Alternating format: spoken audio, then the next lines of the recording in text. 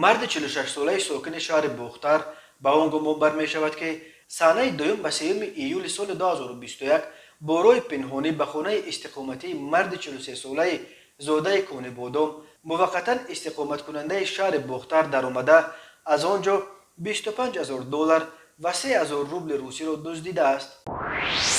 دو جوان 18 ساله ساکنان جماعت بهار شهر وحدت به آن گمان برمی شوند که سانه 3 ایول بارای پنهانی وارد کارخانه تخنه اینوست واقع در جماعت بهار شده از آنجا 33 متر ناقل برقی را دزدیدند و ضرر رسانیده شده 5,940 سامانی را تشکیل می دهد.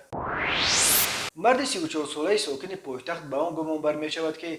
روز 3 ایول بارای پنهانی وارد خانه استقامتی خواهر خودش زن 37 ساله ساکن نویه سینا شده از آنجا 22,000 سامانی را دزدیده است. جوان 25 ساله ساکن نویه فیض‌آباد به آن گمان برمی شود که 26 ینور سال 2021 بارای فریب به باوری مرد 31 ساله ساکن امین نویه در آمده از او 139,000 سامانی را گرفته وعده داده است که از زمین‌های خواجگی دهقانی‌اش قطعه زمین نزد اولگی جدا کرده می‌دهد، اما آن کار افتاده را فریب داده مبلغ‌های گرفته‌اش را به منفعت شخصی صرف نموده است.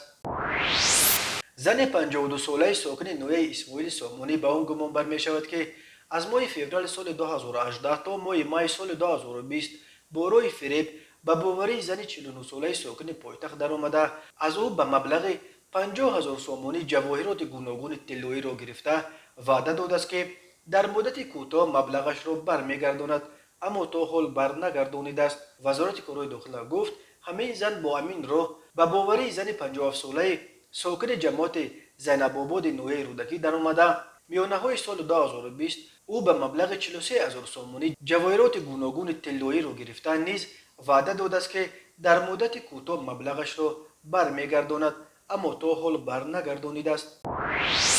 مرد 59 ساله ساکن پایتخت به آن گمان برمی شود که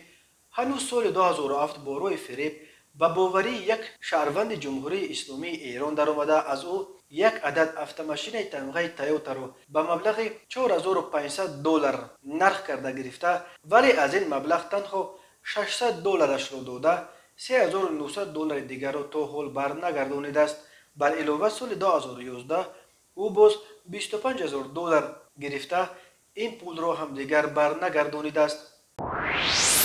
مرد 32 ساله ساکن جماعت دهات زینب آباد نویه رودکی که پیش با ماده 244 کودکس جنایتی جمهوری تاجیکستان با جرم دزدی سود شده است، این دفعه به آن گمان برمی شود که ماه دکامبر سال 2020 در محله کلین شهر دوشنبه بارای فریب به باوری ساکن 43 ساله جماعت سامان شهر ایسار در آمده از او 57,000 سامانی را گرفته وعده داده است که در مدت کوتاه برمیگرداند، اما مبلغ‌های گرفته‌اش را به منفعت شخصی صرف نموده است.